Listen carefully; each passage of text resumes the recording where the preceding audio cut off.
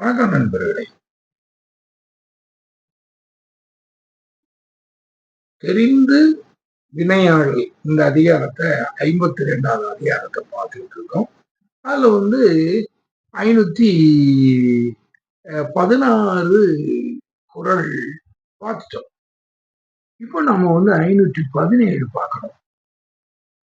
517 இந்த குறள்ல வள்ளுவர் எல்லாமே பிராக்டிக்கல் தான். எல்லாமே நாம எதையும் சரியா செய்யணுங்கிறதுக்காகத்தான் இவ்வளவு அவர் சொல்றாரு. இதனால் இவன் முடிக்கும்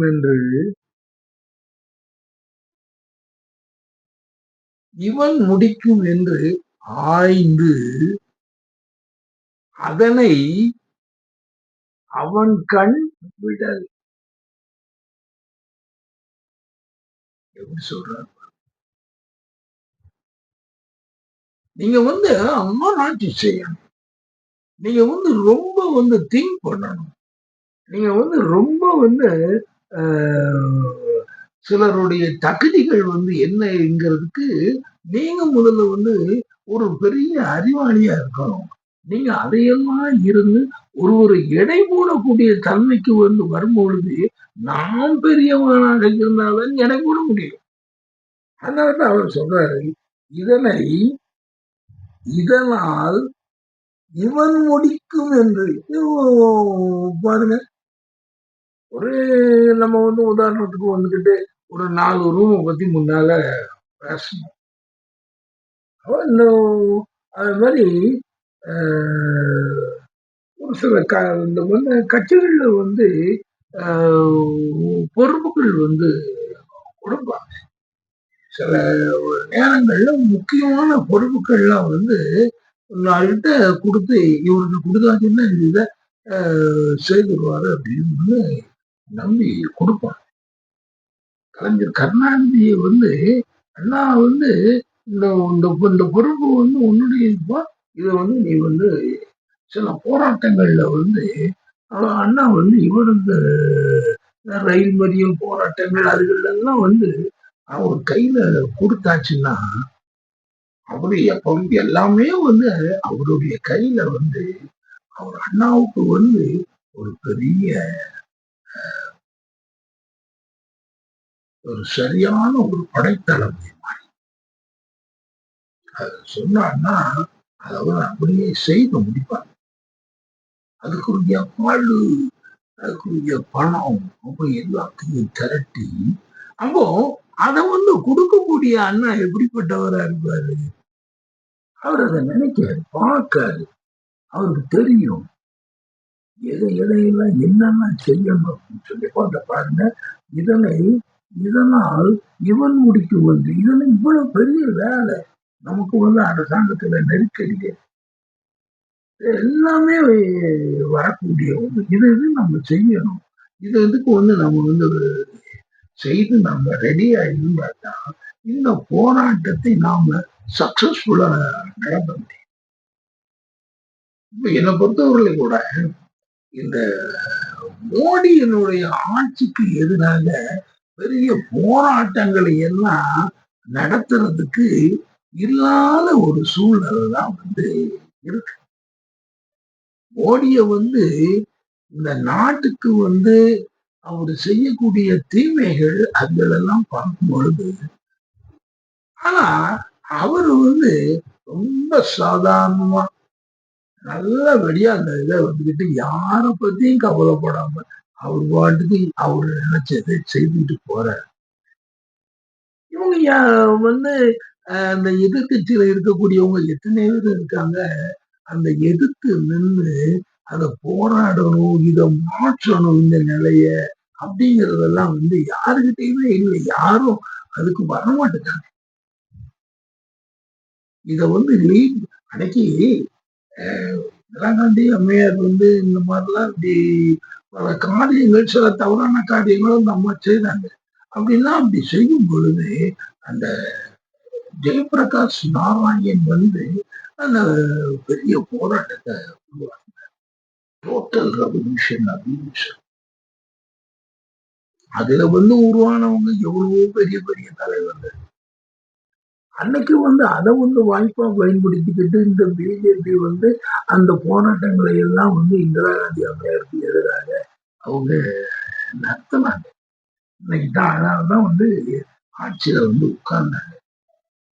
ஆக இன்னைக்கு வந்து அந்த மாதிரிலாம் வந்து ஒரு பெரிய நிலை நாட்டையே அப்படியே மாற்றக்கூடிய நிலையில வந்து இவர் மோடி வந்து காரியம் செய்துட்டு இருக்காரு. ஆனா அந்த முகத்துல பாத்தீங்கன்னா எந்த ஒரு இதுவும் இல்லாம ஒரு எல்லாமே தான் செய்யறதை எல்லாரும் ஏத்துக்கிட்டு செய்யற மாதிரி அவருடைய முகபாவனைகள்.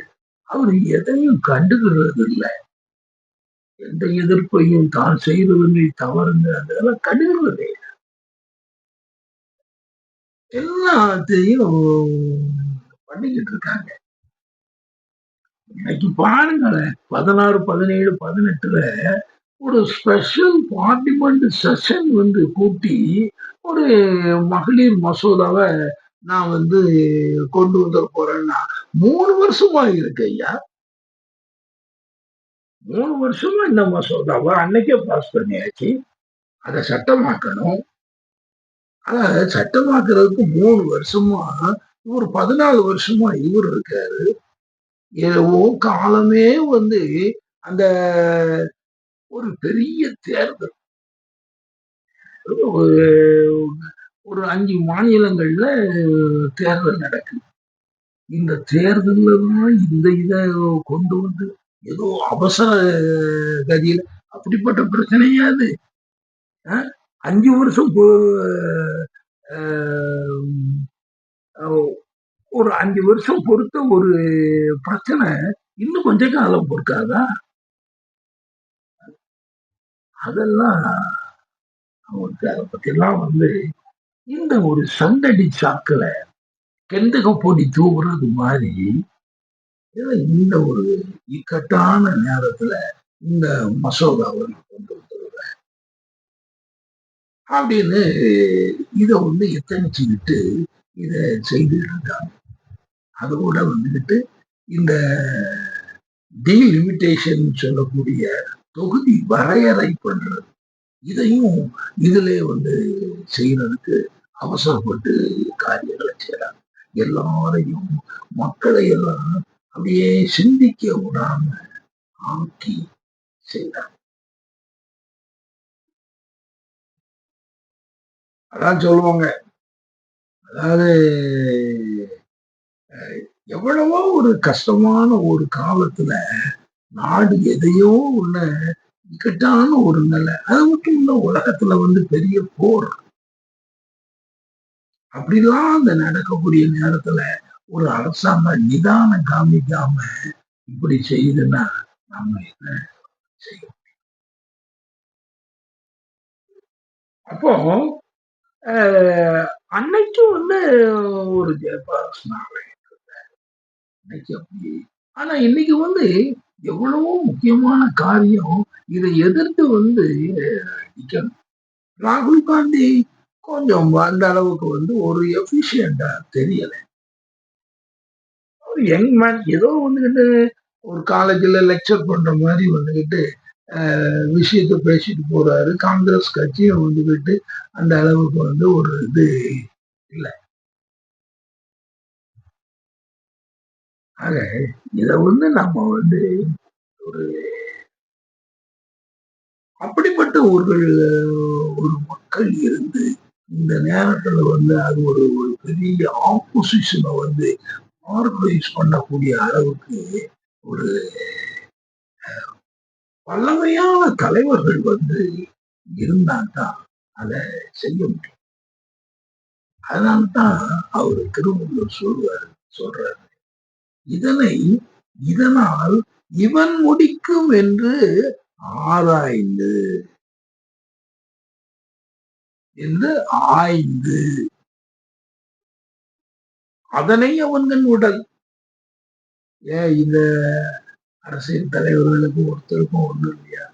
தமிழ்நாட்டுல நம்முடைய ஸ்டாலின் வந்து இந்த ஆல் இந்தியா லெவல்ல அந்த எதிர்த்து நின்று கொடுக்கக்கூடிய குரலுக்கு அவர் இன்னைக்கு கூட்டா ஒரு ஆள் இல்லை. அவர் இன்னைக்கு வந்து ஒரு தமிழ்நாட்டு லெவல்ல வந்து இன்னைக்கு இருக்க ஆல் இந்தியா லெவல்ல இல்லை. அதனால இன்னைக்கு ஆர்கனைஸ் பண்ண முடியல. ஆனா மற்றவங்க ஆல் இந்தியா லெவல்ல இருக்க வச்சுன்னு சொல்லி இந்தியா கூட்டணியே வந்து உங்களால கொண்டு போக முடியல அப்படிங்கும் போது என்ன செய்யும்? அப்படி வந்து அந்த ஒரு இந்தியா கூட்டணியை ஆரம்பிக்கும் போது கூட அந்த அவங்க எல்லாம் இருந்தாலும் கூட இதனை வந்து இதனை இதனால் இவன் முடிக்கும்னு சொல்லி நீங்க வந்து ஒரு இத ஒரு ஆளை கொடுத்து நீங்க எந்த நேரமும் இந்த இதை நீங்க வந்து வழி நடத்துங்கன்னு சொல்ல வேண்டாம். எதுக்கு எடுத்தாலும் வந்துகிட்டு அந்த இந்தியா கூட்டணியில காங்கிரஸ் நிக்கணும்,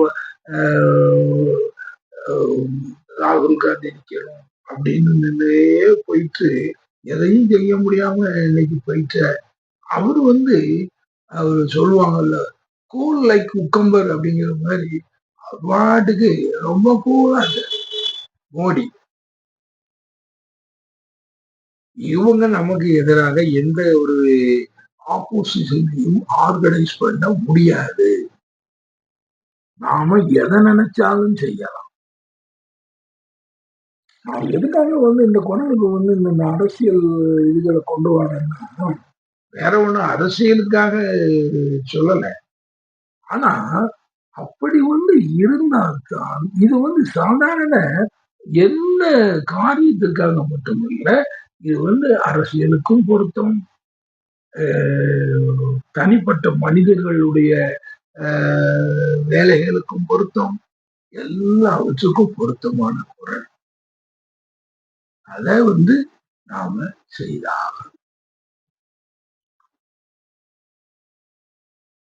சரி நண்பர்களே, அப்படி யாரு செய்ய வாராங்கன்னு பார்ப்போம். ஏன்னா அதுவரை விடைபெறுகிறேன். நன்றி, வணக்கம்.